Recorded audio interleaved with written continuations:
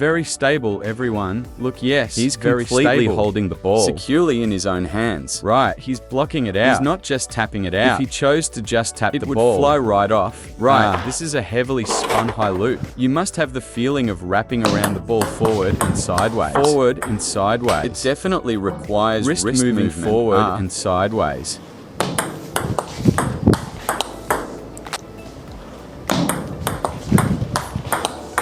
Everyone can see. Extremely stable, not missing a single one.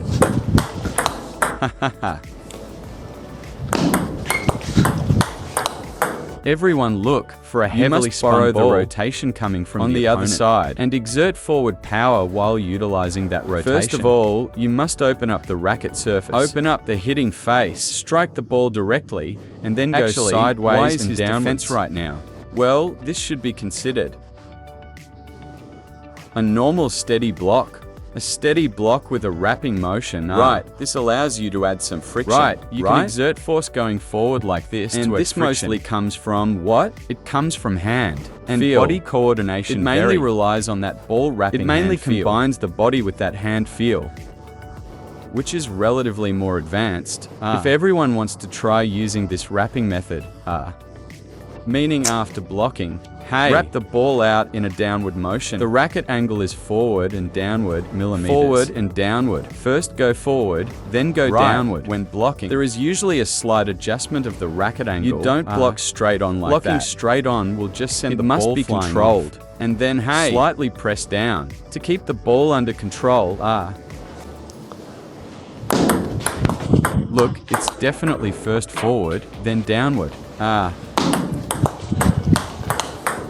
Millimeters forward and down. They're asking you to just tap it. What happens with the spin if you just tap it? Just tapping it easily absorbs the spin incorrectly. And the quality of the block won't be this high. It easily goes out. Come on, try tapping it forward. Don't put hand force into it. Once you put force, it gets controlled. Look, everyone can see. Tapping it forward makes you absorb the spin. When the spin is exceptionally strong, it easily goes out. You must go forward and millimeters, add your own force. Add quality, add that force.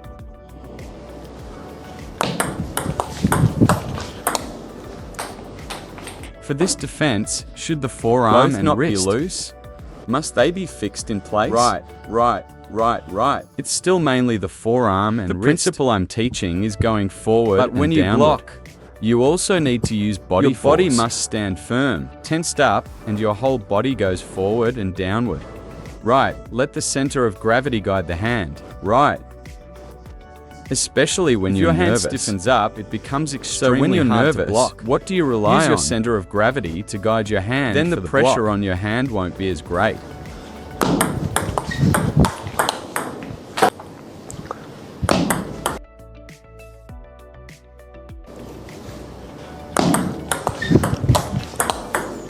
Right, because you added that ball wrapping feeling. You can neutralize the rotation and successfully block the ball back. Look, forward and sideways. Open up the blade face completely, and it must be first forward, then downward. First forward, then downward. That's the first point. The second point, when blocking, definitely don't be too fast. Always wait for the ball to bounce up before blocking. Why? Because you need to judge the incoming ball's rotation and quality. Right, and the third point is regarding distance. Your whole body must be tensed up. Using your body to guide your hand with a locked core. Tense up and make sure your body your hand. Are your thumbs exerting force? Shake hand. The thumb definitely needs to exert force. It must brace against the racket. Brace against it. Brace against the racket and go forward. If this part is loose, you can't control the ball. Right, you won't be able to control your racket.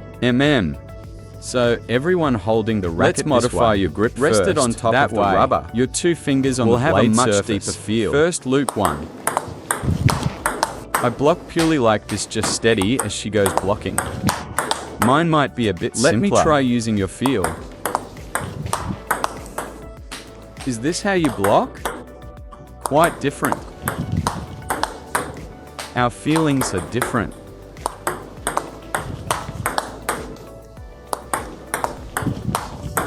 Releasing the stroke. There's always a forward-downward motion. Everyone must master this angle well. No matter how spinny the loop is, when it's not very spinny, the forward force might be a bit more, and you might need to adjust your position, pushing a bit more forward. That's about footwork, yes, still footwork. One uses the wrist to hook, one uses the forearm. And it also needs the forearm. The forearm cannot not while move. The thick forearm provides support. And then secondarily the wrist moves, right, the forearm. No matter how you block, your forearm definitely Everyone needs to understand what ball wrapping means. It's targeting the side of the ball, the exact side of the ball. Meaning you wrap around the ball like this, wrapping the ball over.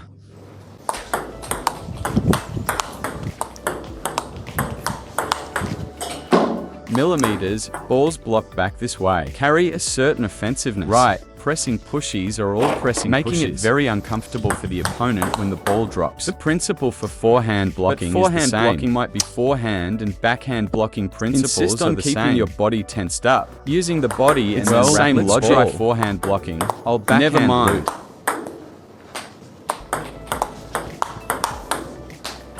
Forehand uses a bit more body.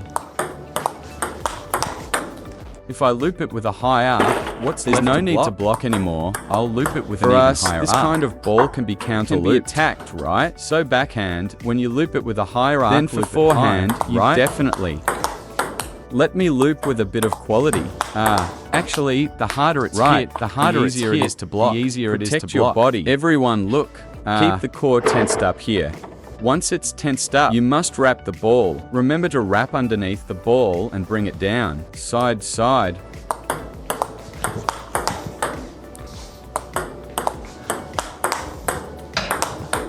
Look, you must embrace it over.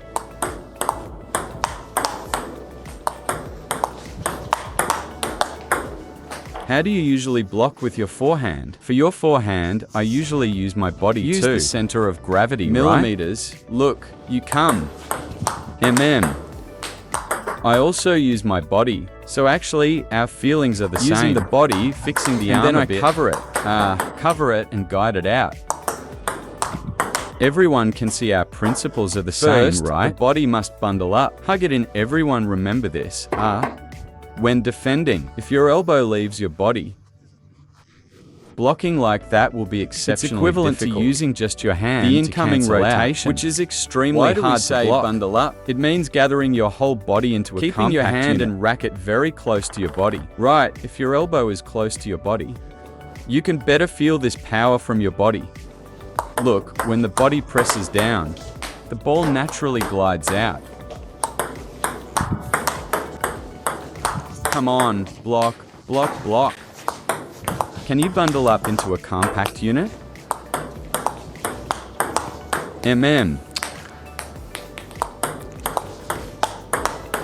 Actually, once you use your body, you clearly feel the ball isn't as spinny, right? It's much easier to use that body force. With that feeling, the ball's rotation gets almost completely cancelled out by you. It comes inside your own body, like you've sucked the ball in. That kind of feeling. And then spat it right back out. Sucked it in and spat it out. That's the feeling. Right. Step a bit further forward.